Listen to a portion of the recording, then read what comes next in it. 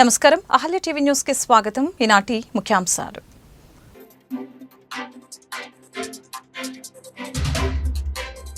సముద్రంలోకి పోయే నీటిని కరువు ప్రాంతాలకు తరలిస్తే అభ్యంతరం ఏంటన్న సీఎం చంద్రబాబు. ఎమ్మెల్సీల విజయోత్సవ సభలో పాల్గొన్న సీఎం గోదావరిపై ప్రాజెక్టులు కట్టి తెలంగాణ కూడా కరువు ప్రాంతాలకి నీటిని తరలించుకోవచ్చని సూచన.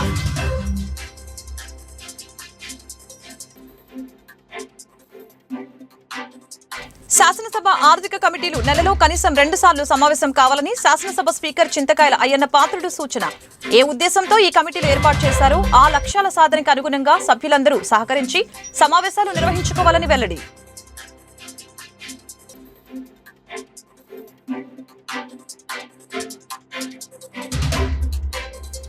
రెడ్ బుక్ దాని పని అది చేసుకుంటూ పోతుందని మంత్రి నారా లోకేష్ స్పష్టీకరణ. ఇచ్చిన మాట ప్రకారం తప్పు చేసిన ఎవరిని వదిలేది లేదని తేల్చి చెప్పిన లోకేష్. గుంటూరు నగరంలోని ఫాక్సీ అండ్ గుంటూరు గైనకాలజీ సొసైటీ వారి ఆధ్వర్యంలో ఇంటర్నేషనల్ విమెన్స్ డే సందర్భంగా సంపూర్ణ అనే కార్యక్రమాన్ని ఈరోజు విమెన్స్ కాలేజీలో నిర్వహించడం జరిగింది. కార్యక్రమంలో డాక్టర్ సెనెకెల రాజకుమారి గారు మరియు డాక్టర్ ప్రతిభ గారు మరియు డాక్టర్ అపర్ణ గారు స్టూడెంట్స్ కి సర్వైకల్ క్యాన్సర్ గురించి అవగాహన మరియు సర్వైకల్ క్యాన్సర్ రాకుండా తీసుకోవాల్సిన జాగ్రత్తలు మరియు పీరియడ్స్ టైంలో తీసుకోవాల్సిన జాగ్రత్తల గురించి వివరించడం జరిగింది. కార్యక్రమంలో విమెన్స్ కాలేజీ ప్రిన్సిపల్ మరియు టీచర్స్ స్టూడెంట్స్ పాల్గొన్నారు.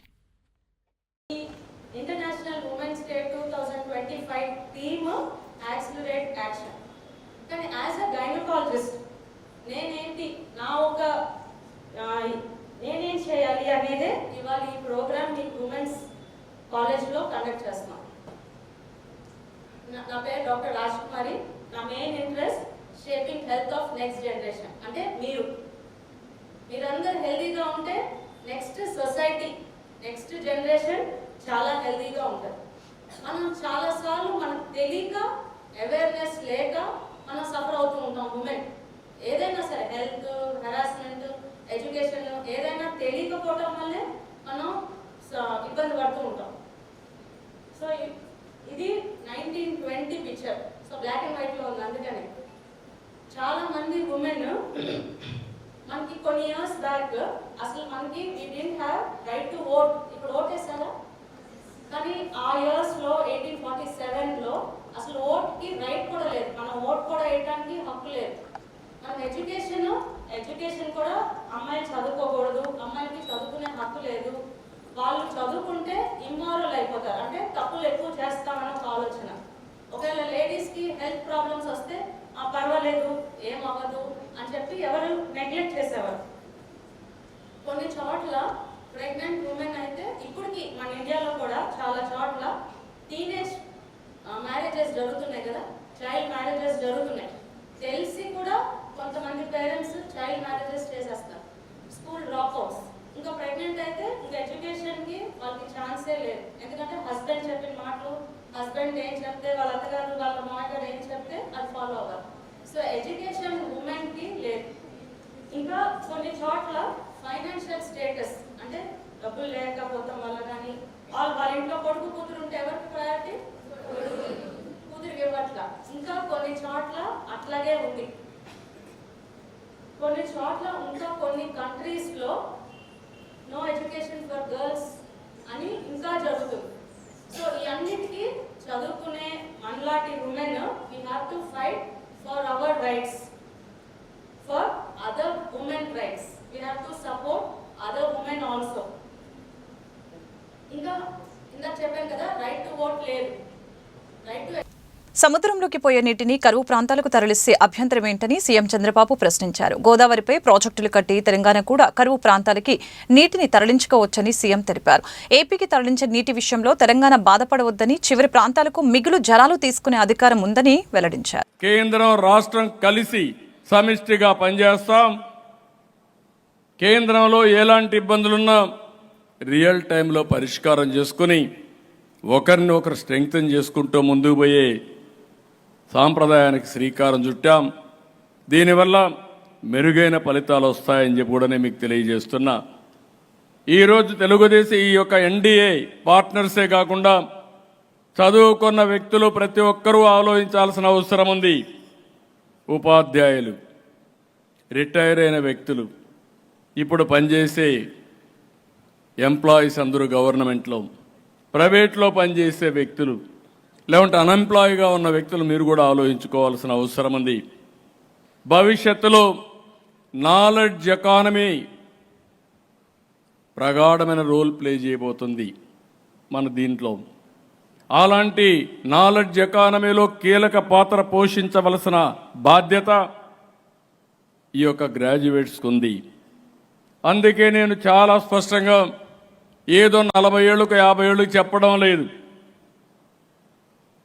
స్వర్ణాంధ్ర విజన్ 2047 ఎగ్జాక్ట్గా ఇప్పటి నుంచి 23 ఏళ్ళు. హైదరాబాద్ డెవలప్ చేసింది 95 నుంచి డెవలప్ చేస్తే 30 ఏళ్లలో ఒక ప్రూఫ్ ఆఫ్ కాన్సెప్ట్ మన కళ్ళ ముందర కనపడుస్తూ ఉంది.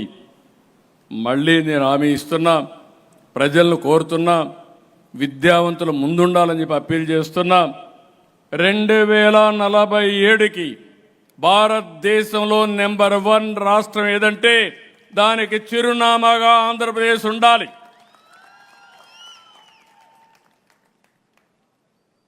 ఆ రోజు ఒక ఇనిషియేటివ్ తీసుకుంటే, ఐటీకి ప్రాధాన్యత ఇస్తే ప్రపంచంలోనే హైయెస్ట్ పర్ క్యాపిటా ఇన్కమ్ ఎవరు సాధిస్తున్నారంటే తెలుగు వాళ్ళు సాధించే పరిస్థితికి వచ్చారు. అది తెలుగు వారికి సాధ్యం. ఆ విషయం గుర్తుపెట్టుకోవాల్సిందిగా కోరుతున్నా. నేను 2047కు మాట్లాడడం లేదు. పోయిన సంవత్సరం ఇప్పుడు మనం వచ్చే 9 నెలలు అయింది. 9 నెలల్లో మీరు అభివృద్ధి చూస్తే 12.94% వచ్చింది. దానివల్ల జరిగింది ఊహించిన విధంగా తలసరి ఆదాయం పెరిగింది. పోయిన సంవత్సరానికి ఈ సంవత్సరానికి లెక్కేసుకుంటే ప్రతి ఒక్క వ్యక్తి తలసరి ఆదాయం గణనీయంగా పెంచాం. ప్రతి నెల ప్రతి సంవత్సరం ఏ విధంగా ఆదాయం పెరుగుతుంది, తలసరి ఆదాయం పెరుగుతుంది, వాళ్ళ జీవన ప్రమాణాలు పెరుగుతాయో ఒక కొలమానంగా ముందుకు పోతామని చెప్పి కూడా నేను మీకు తెలియజేస్తున్నా. ఈరోజు మనం చూస్తున్నాం, నేను వేరే పార్టీలను ఇప్పుడు విమర్శించడం లేదు, అవసరం లేదని నా అభిప్రాయం. నేను మాట్లాడే మాటలే ప్రజలకు కావాల్సింది కానీ నేను చేసే పనులు కావాలి కానీ వాళ్ళ గురించి విమర్శించే సమయం కూడా వేస్ట్ చేసుకోవడం కూడా నాకు ఇష్టం లేదు. ఈరోజు మీరు చూసినప్పుడు ఒక స్పష్టమైన లక్ష్యాలతో ముందుకు పోతున్నాం. వెల్తీ, హెల్తీ, హ్యాపీ సొసైటీ లక్ష్యంగా ఈరోజు ఎన్డీఏ ముందుకు పోతా ఉందని మరొక్కసారి తెలియజేస్తున్నా. ఆదాయం ఉంటే చాలదు, ఆరోగ్యం ఉండాలి, ఆనందం ఉండాలి. ఇవన్నీ జరగాలంటే ఒక ప్రాపర్ ఎకోసిస్టమ్ కూడా ఉండాల్సిన అవసరం ఉంది. అందుకే రాష్ట్రంలో ఉండే చదువుకున్న వారందరినీ కోరుతున్నా, zero poverty, P4 hour policy. ఏదైతే PPPలో పబ్లిక్ ప్రైవేట్ పార్ట్నర్షిప్తో ఆ రోజు మనందరం ఆలోచించి సంపద క్రియేట్ చేస్తాం. ఈరోజు నేషనల్ హైవేలు వచ్చాయంటే, లేకుంటే టెలికమ్యూనికేషన్ సెక్టర్ డెవలప్ అయిందంటే కారణం ఈరోజు PPP మోడల్లో వచ్చాయి. అదే సమయంలో సమాజంలో పేదరికం లేకుండా చూడవలసిన బాధ్యత మన మీద ఉంది. ఒక ప్రభుత్వానికే సాధ్యం కాదు, అందరం కలవాలి. ప్రభుత్వం శ్రద్ధ పెడతాం, అందరినీ కలుపుకొని వస్తాం. ఎన్డీఏ నాయకత్వం ఎవరైతే ఉన్నారో ఇక్కడ ఈ రాష్ట్రంలో మీరు చొరవ తీసుకోండి. అందరినీ కలిపి దేశానికి ఆదర్శంగా ఆర్థిక అసమానతలు లేనటువంటి వీలైనంత వరకు పేదరికం లేకుండా ఉండడమే కాకుండా శాసనసభ ఆర్థిక కమిటీలు నెలలో కనీసం 2 సార్లు సమావేశం కావాలని శాసనసభ స్పీకర్ చింతకాయల అయ్యన్న పాత్రుడు సూచించారు. ఏ ఉద్దేశంతో ఈ కమిటీలు ఏర్పాటు చేశారో ఆ లక్ష్యాల సాధనకి అనుగుణంగా సభ్యులందరూ కూడా సహకరించి సమావేశాలు నిర్వహించుకోవాలని అన్నారు. రెడ్ బుక్ దాని పని అది చేసుకుంటూ పోతుందని మంత్రి నారా లోకేష్ స్పష్టం చేశారు. ఇచ్చిన మాట ప్రకారం తప్పు చేసిన ఎవరిని వదిలేది లేదని తేల్చి చెప్పారు. ఈవీఎం అయినా బ్యాలెట్ అయినా ప్రతి ఎన్నికల్లో విజయం కూటమిదేనని మంత్రి ఉద్ఘాటించారు. ఈస్ట్ వెస్ట్ గోదావరి గ్రాడ్యుయేట్ ఎమ్మెల్సీగా 77,500 ఓట్ల భారీ మెజార్టీతో గెలిచారు మన రాజశేఖర్ గారు. ఈరోజు నేను గర్వంగా చెప్తున్నా, కౌన్సిల్లో పులుల్లాగా మన ఎమ్మెల్సీలు పనిచేస్తున్నారు. ఇంకొక ఇద్దరు నాయకులు ఈరోజు కౌన్సిల్కి రాబోతాం. నిజంగానే చాలా చాలా ఆనందంగా ఉంది. ఇంత విజయాన్ని అందించిన గ్రాడ్యుయేట్లకి, గెలుపు కోసం పనిచేసిన గౌరవ శాసనసభ్యులు, మంత్రివర్యులు, జోనల్ కోఆర్డినేటర్లు, ప్రత్యేకంగా నాకు ప్రాణ సమానమైన కార్యకర్తలకి పేరు పేరున నా హృదయపూర్వక ధన్యవాదాలు తెలుపుకుంటున్నా. ప్రజలు కొట్టిన దెబ్బకి పులివెందుల ఎమ్మెల్యే ఇంకా కోలుకోలేదబ్బా. ఆయన కొత్త పేరు పెట్టిన వన్ డే ఎమ్మెల్యే. ఏంటది? ఒకరోజు ఎమ్మెల్యే. ఒకరోజు ఎమ్మెల్యే అసెంబ్లీకి కరెక్ట్గా ఒకరోజు వచ్చి వెళ్ళిపోతాడబ్బా. ప్రజలు ఆయనకి ప్రతిపక్ష హోదా ఇవ్వలేదని తెలిసినా అసెంబ్లీకి వచ్చి ఒక్కరోజు నాకు ప్రతిపక్ష హోదా ఇవ్వండి అని చెప్పి వెళ్ళిపోతాడు. ఎక్కడికి వెళ్తాడు? బెంగళూరుకి పారిపోతాడు. అందుకే ఆయన తెలుసు, గ్రాడ్యుయేట్ ఎమ్మెల్సీలో క్యాండిడేట్ పెడితే డిపాజిట్ రాదని. అందుకే క్యాండిడేట్ పెట్టే దమ్ము ధైర్యం లేకుండా ఈరోజు ఆ పార్టీ వెనక్కి వెళ్ళిపోయింది. 2023 ఎన్నికల్లో జరిగిన గ్రాడ్యుయేట్ ఎన్నికల్లో మనం విజయం ఎట్లా సాధించామో మీ అందరికి తెలిసిందే. అప్పుడు గ్రాడ్యుయేట్ ఎన్నికల్లో ఏకంగా ఒక గేమ్ చేంజర్గా మారింది. ఆ ఎన్నికలతో రాష్ట్ర రాజకీయ పరిస్థితులు కూడా మారిపోయినాయి. పార్టీ ఆవిర్భావం తర్వాత మొదటిసారి 8 నెలల ముందుగానే క్యాండిడేట్లు మనం ప్రకటించుకున్నాం.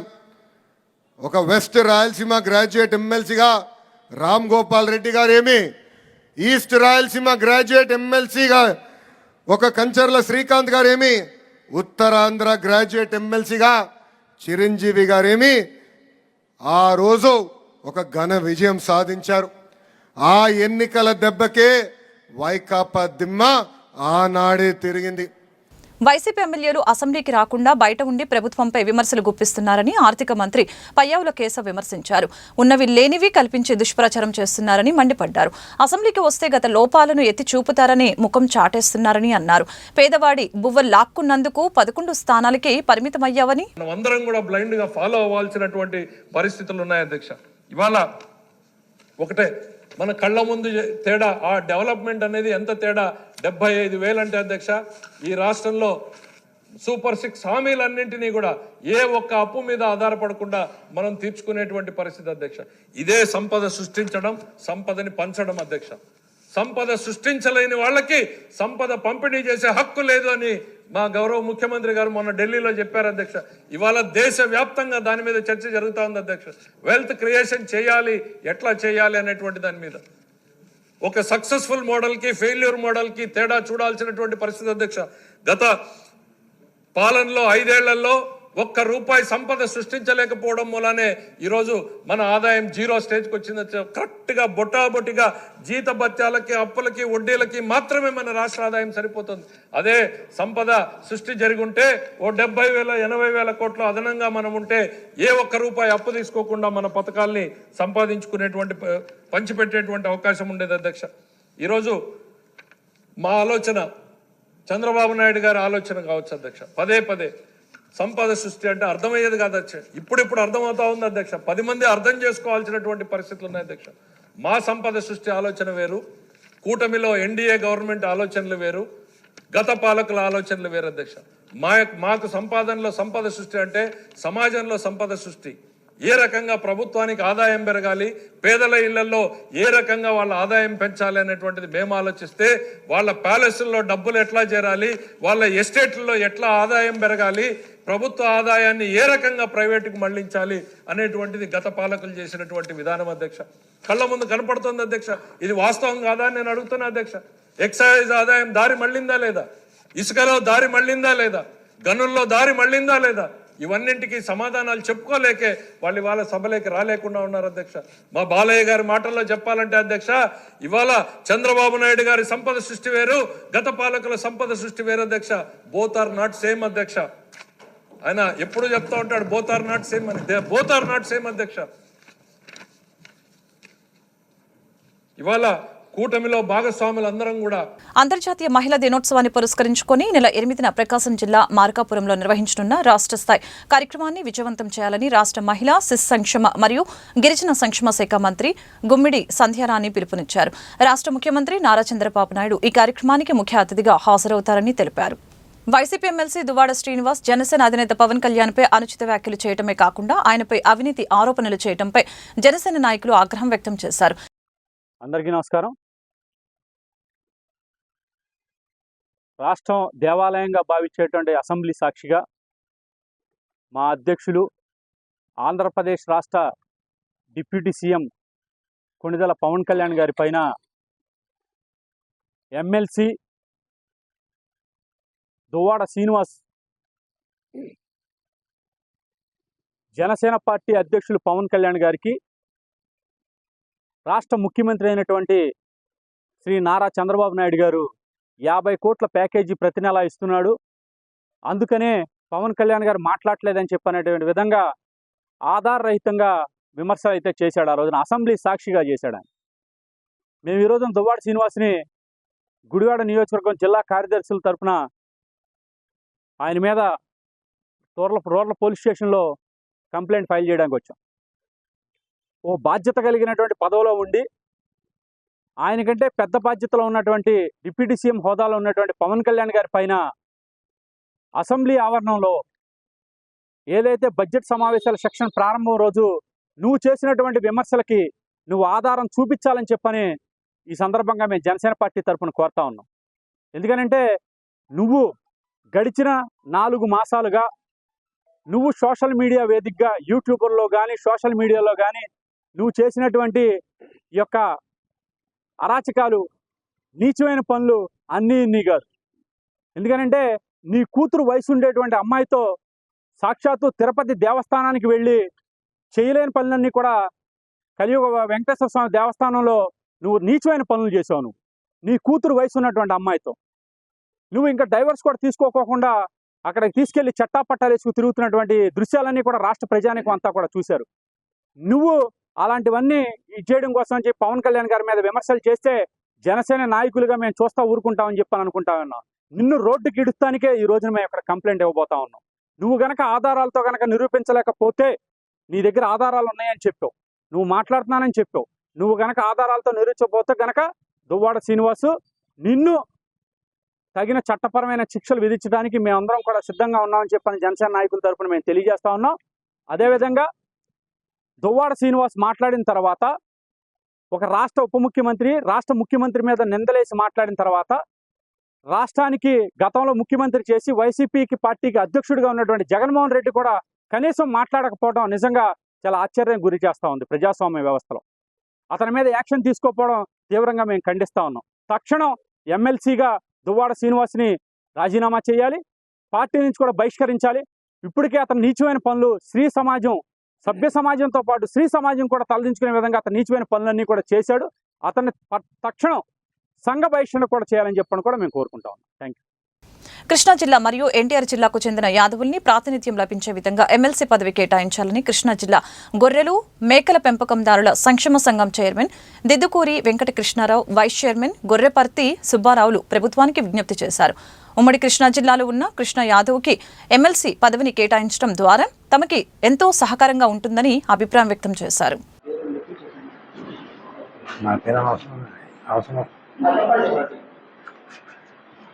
దుద్దుకూరి వెంకటకృష్ణారావు, బర్రెలు మరియు మేకల పెంపకందారుల ఉమ్మడి కృష్ణా జిల్లా చైర్మన్ అయిన నేను ఎమ్మెల్సీ 5 ఎమ్మెల్సీలు జరగబోయే ఎమ్మెల్సీల్లో 3 యాదవ్ కమ్యూనిటీ నుంచే నరుతు రామారావు గారు, జంగా కృష్ణమూర్తి గారు, యనమల రామకృష్ణుడు గారు ఖాళీ అయిన స్థానాలు. మరి ఎన్టీఆర్ జిల్లా కృష్ణా జిల్లాలో ఒకప్పుడు బొత్సుల అర్జునుడు గారు ఎమ్మెల్సీగా క్రమశిక్షణ సంఘంలో సభ్యులుగా ఉండేవాళ్ళు. వారి తర్వాత ఇప్పుడు జరగబోయే ఎమ్మెల్సీలు యాదవులకి ఆ 3కి ఇవ్వాలని, బందర్ నుంచి రొంటి కృష్ణ యాదవ్ గారికి ఇవ్వాలని కృష్ణా జిల్లా గొర్రెల మేకల సంఘం తరఫున ముఖ్యమంత్రి చంద్రబాబు గారిని కోరుతున్నాం. ఎందుకంటే గత కొన్ని సంవత్సరాలుగా 93లో గొర్రెల మేకల సంఘాలు ఏర్పాటు చేసుకుంటే ఈ సంఘాలని వాణి నింపిపోవటంలో చట్టసభల్లో ప్రభుత్వాలు గుర్తించలేదు. గొర్రెల కాపరుల ద్వారా మాంస ఎగుమతుల మీద ఆంధ్ర రాష్ట్రానికి 400 నుంచి 500 కోట్ల రూపాయల లాభాలు వస్తున్నాయి. అయినా గొర్రెల కాపరులు తెలియదు ఈ 400-500 కోట్లు ప్రభుత్వానికి మని ద్వారా వస్తున్నాయని. నిస్వార్థంతో భూమి లేని నిరుపేదలు గొర్రెలు కాసుకుంటారు. వాళ్ళలో 95% యాదవులు ఉంటారు గొర్రెలు కాసే వాళ్ళు. ఒక 5%, 5-6% ఇతర కులాలు ఉంటాయి. నిజంగా సంచార జాతులు ఎవరంటే గొర్రెల కాపర్లు. సంచార జాతులు ఐక్యవేదిక అని ఉంది. నిజంగా సంచార జాతులు గొర్రెల కాపర్లని మీ అందరికి కూడా తెలుసు. ఎందుకంటే 6 నెలలు ఇంటి దగ్గర ఉంటే 6 నెలలు మేతల కోసం ఓళ్ళమ్మడబడి తిరుగుతారు. వాళ్ళ పిల్లల్ని వేసుకొని సమాజానికి, చదువుకి, విజ్ఞానానికి దూరం అయి బతికేవాళ్ళు గొర్రెల కాపర్లే. అందుకని మా వాణి నింపించాలంటే, మా సమస్యలు చట్టసభల్లో తెలియపరచాలంటే గొర్రెల కాపర్లో కింద నుంచి ఎదిగిన రొంటి కృష్ణ గారికి ఈ జిల్లాలో ఎమ్మెల్సీ ఇస్తే బాగుంటుందని మా అభిప్రాయం. Association of lady entrepreneurs of India MSME మంత్రిత్వ శాఖ ఆంధ్రప్రదేశ్ ప్రభుత్వంతో కలిసి సంయుక్తంగా విజయవాడలో మార్చి 7 నుంచి 9 వరకు newgen tech day for sustainable enterprises అనే అంశంపై అంతర్జాతీయ సదస్సుని నిర్వహిస్తుందని కాన్ఫరెన్స్ కన్వీనర్ జ్యోతి తెలిపారు. 3 రోజుల పాటు జరిగే సదస్సుకి ముఖ్య అతిథిగా పాల్గొని సీఎం చంద్రబాబు నాయుడు విచ్చేసి సదస్సుని లాంఛనంగా ప్రారంభిస్తారని వెల్లడించారు. జ్యోతి, నేను ఈ కాన్ఫరెన్స్ కి కన్వీనర్ని. నాతో పాటు మా ఎలిఫ్ మేనేజింగ్ కమిటీ మెంబర్స్ ఉన్నారు. ఈ కాన్ఫరెన్స్ అనేది మా టైటిల్ వచ్చేసి new gen techade for sustainable enterprises. అంటే మనం ఆలోచించింది ఏంటంటే నెక్స్ట్ 10 years లో ఇప్పుడు ఎంటర్ప్రెన్యూర్స్ అవ్వాలి అనుకున్న ఈ స్టార్ట్అప్స్ కానివ్వండి, స్టూడెంట్స్ కానివ్వండి, ఇప్పుడు గ్రాడ్యుయేషన్ ఉన్న వాళ్ళు కానివ్వండి, వాళ్ళకి ఈ టెక్నాలజీ అనేది మనం ఎంతవరకు ఇవ్వగలము. అంటే టెక్నాలజీ అనేది సస్టైనబుల్ టెక్నాలజీస్ అండి. అంటే వాళ్ళు ఇంకా ఈ ఇండస్ట్రీ పెట్టుకొని దీనిలో వాళ్ళు సక్సెస్ అవ్వాలి. దానికి సంబంధించిన కావాల్సిన ఇన్ఫర్మేషన్ అంతా కూడా మేము ఈ కాన్ఫరెన్స్ నుంచి ప్రొవైడ్ చేస్తున్నాం అన్నమాట. అంటే నెక్స్ట్ వచ్చేది ఇప్పుడు సస్టైనబిలిటీ అంటే ఇప్పుడు సర్క్యులర్ ఎకానమీ అనేది చాలా ఇంపార్టెంట్ అయిపోయింది. సర్క్యులర్ ఎకానమీలో మనం ఈ వేస్ట్ అనేది మనం ఎంత మినిమైజ్ చేయగలము, ఈ రిసోర్సెస్ ని ఎలా మనం కన్జర్వ్ చేయగలము, ఈ వేస్ట్ నుంచి కూడా మనం వెల్త్ ఎలా క్రియేట్ చేయగలము, ఇలాంటి విషయాలన్నీ కూడా మనకి GIZ జర్మన్ గవర్నమెంట్ దాని నుంచి మనకి ఎక్స్పర్ట్స్ వస్తున్నారు, వాళ్ళు చెప్తారు అన్నమాట. తర్వాత GI ట్యాగ్ అనేది ఒకటి చెప్తున్నాం. ఈ GI ట్యాగ్ ఉంటే ఏంటంటే మనం తయారు చేసిన ప్రోడక్ట్స్ కి ఎక్స్పోర్ట్ అనేది చాలా ఈజీ అవుతుంది. ఈవెన్ ఇండిజినస్ మార్కెట్ కూడా GI ట్యాగ్ ఉంటే కనుక ప్రిఫర్ చేస్తారనమాట. సో దాని గురించి మాట్లాడుతున్నారు. తర్వాత మనం 1 సెకండ్ అండి, సారీ, డిజిటల్ లిటరసీ అనేది అండి. ఇప్పుడు బిజినెస్ పెంచుకోవాలి అంటే కనుక ఈ డిజిటల్ లిటరసీ ఒకటి, ఈ కామర్స్ ఒకటి, ఇది కూడా ఎంత ఇంపార్టెంట్ అనేది అది కూడా మనం కవర్ చేస్తున్నాము. డిజిటల్ లిటరసీతో పాటు మనకి AWS అని చెప్పేసి అమెజాన్. వార్తలు ముగించే ముందు ముఖ్యాంశాలు మరొకసారి. సముద్రంలోకి పోయే నీటిని కరువు ప్రాంతాలకు తరలిస్తే అభ్యంతరం ఏంటన్న సీఎం చంద్రబాబు. ఎమ్మెల్సీల విజయోత్సవ సభలో పాల్గొన్న సీఎం గోదావరిపై ప్రాజెక్టులు కట్టి తెలంగాణ కూడా కరువు ప్రాంతాలకి నీటిని తరలించుకోవచ్చని సూచన.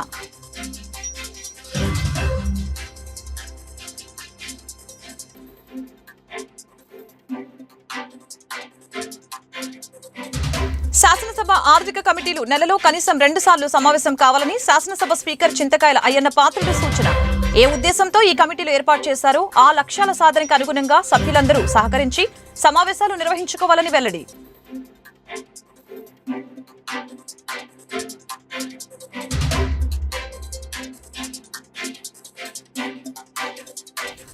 రెడ్ బుక్ దాని పని అది చేసుకుంటూ పోతుందని మంత్రి నారా లోకేష్ స్పష్టీకరణ. ఇచ్చిన మాట ప్రకారం తప్పు చేసిన ఎవరిని వదిలేది లేదని తేల్చి చెప్పిన లోకేష్. ఈ వార్తలు ఇంతటితో సమాప్తం. మరొక బులెటిన్లో మళ్ళీ కలుద్దాం. నమస్కారం.